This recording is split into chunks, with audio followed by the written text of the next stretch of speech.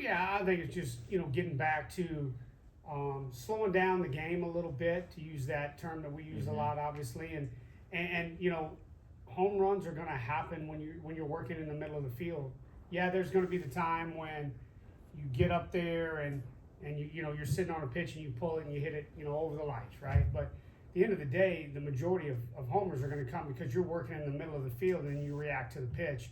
And we've worked a lot on that, this week, which was, as I've told people before, like, this week was good for us. We needed to reset from an offensive standpoint.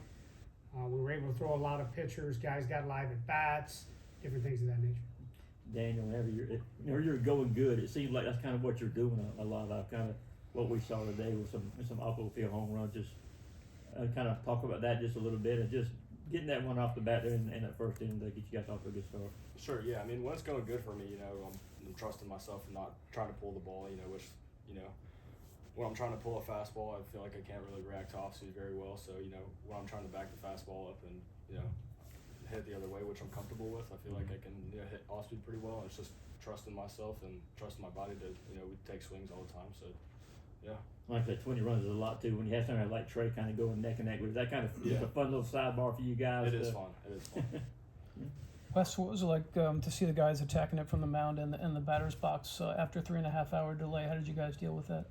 Yeah, I think that's just something that you get used to in our league, right? I mean, we played a lot of double headers. We've had some different start times. I think our guys are used to that. I don't think it helps that you got an older team when those situations come up. From the standpoint of, they understand and we can't control it. The last thing we wanted to do was start the game, play for an hour. I know it didn't start raining for a while, but lightning would have got us off the field probably about 1:10. And then the rain came through, and then we were able to play. So, our guys are. That's why your older guys can really help, and experience comes in. So I think they were ready. Olivia, then Mike. Leighton Henry talked yesterday about how excited you were for this moment after your start against Army. So what was your mindset entering? What was the moment like going off the mound? I mean, just going up there and having fun, not trying to do too much, obviously with the rain delay and, I feel like that, played a little part in, slowing it down, and I was able to, just hang out and get with the team and slow the game down. But, definitely after last year, I wanted a better start coming off of last year. But, yeah, I was happy with it. Dan, you can talk about your play in the outfield. You had a pretty outstanding catch. It looked like a few of you guys were battling the sun today. Is it just an odd time for a game, or was it just kind of a wicked sky there? The one that dropped right behind my head, and I did lose that one for a second. After that, I was just trying to get to the fence as fast as I could, with the wind blowing, to give myself a little bit extra time. No one in center helps a lot. He gives me call-outs, 3, 2, 1, getting to the fence. So, having someone like Nolan in center really helps that too. And then just the tonic of blasting a 3-run home run right after that. Looked like you got it back for your team pretty fast. Yeah, it did feel good. Yeah, it did feel good. Jed Dashner. Yeah, Coach, like Leighton mentioned, Army jumped out to a lead on y'all in game 1 last year. Was it an extra point of emphasis to come out and try to jump on Binghamton early, or is that just how things went with Leighton setting the tone and then scoring 5 in the bottom of the first? Yeah, you're always trying to jump out there. I think that's where experience. We had a lot of guys last year hadn't played in postseason. I've been asked, why, not in any reason, but hey, so you're going late in game 1? Yeah, I want a guy with experience. I want us to get out, and because we've got some guys who haven't played in postseason as well on this team, and so anytime you take veterans and put them out there, been in the spotlight, been in these kind of games, and who come out and like I said, Leighton was so calm. Calm, and he was poised and confident, and those things your players feed off that. I always laugh. People think momentum is just one push, right? It's not.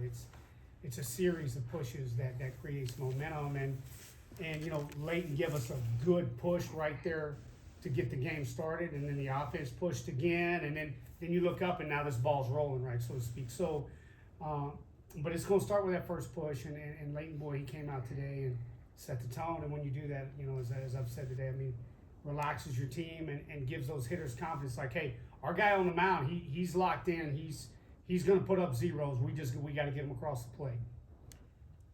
Coach, two different questions here. I guess first on Trey Phelps, got off to a slow start, kind of found himself a little bit, and of late he's just really been on fire. Just about him just kind of slowing the game down a little bit and just kind of regain some of that confidence.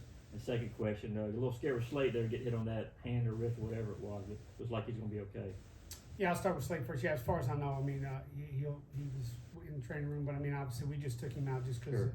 precautionary and go ahead and start a little treatment. I'm sure he'll be a little sore tomorrow, but he should be fine. He'll play. He's tough. He's going to play. Trey. Yeah, I mean, you go back to opening weekend at UNC Wilmington, and Trey probably would have had 3 home runs that weekend. We're playing in a big ballpark. The wind's blowing in 30. He flies out to the warning track 3 times. We're playing at Foley Field that weekend. That's 3 homers. Then he hit the injury bug, right? I mean, we had a hamstring. We had some other stuff. And I think all you're seeing right now is a healthy, confident Trey Phelps, which is we're excited it's happening right now. Yeah, there were times earlier in the year we could have used it, but yeah, I mean he's who he is. He's healthy. He's timing's back. His confidence is back. Obviously, Coach Layton went pretty deep today. Threw I think 111 or 112 pitches. Can you tell me a little bit about why you wanted to trust him with that, and was there any lobbying for Layton to kind of stay out there and finish that thing out as much as he could today? Yeah, I don't think he realized why I was taking him out of the game. I came out there and because he is 1 out of the way, right? I mean, from finishing that, but sometimes you want to get him out, and that guy just he laid it out there for us. I wanted the fans to acknowledge him. I wanted him to come off with an ovation, and so he did. Yeah, but I mean, Layton's one of our hardest workers. We all work hard, but you know what I'm saying? I mean, like he's very diligent in his work. He's very methodical. We had no apprehension about running him 114 pitches. He probably had 120 in there if we really needed it. But yeah, no, I mean, it was at that point, he was still throwing strikes. His velocity and his movement and stuff, per the scoreboard, were still the same. And so we were going to continue to go with him. Last 3, Mark, Olivia, and then Dash. Daniel, I saw a video of Trey Phelps looking like maybe taking a nap on the training table during the delay. What were you doing during that time? I went and got some food. Went to Suchero's right up the street. Watched a couple of the boys play blitzball in the bullpen, and chill out in the locker room for a little bit. It was it's hard to wait around. Everyone was so excited to play, and then you get pushed back. You went in your uniform to Suchero's? I wanted to, but instead I went and I cut off in my wrist tape and eye black and stuff. Maybe we need an NIL deal. Can you guys help us out with that? Right? I mean, and can you do that again tomorrow? Good shot. Yeah, of course. Coach, only using 2 pitchers today. How do you feel about your bullpen the rest of the series? And then is Curley going tomorrow? We'll wait and see how things go tonight with this game. But yeah, I mean, we're at full strength, Livy. I mean, we got everybody. I mean, everybody's going to be ready to go. Obviously, Zach and Layton are throwing tomorrow. So, but everybody else will go. As soon as this game's over, we'll look and see how it goes, and then we'll go from there. Late down, I was going to ask you about coming off the mound there and stuff. Yeah, I thought a little tiny little hat tip you gave that, but also I mean a pitcher. When you finally see this lineup have everybody back healthy, you're a pitcher. The confidence that gives a guy like yourself.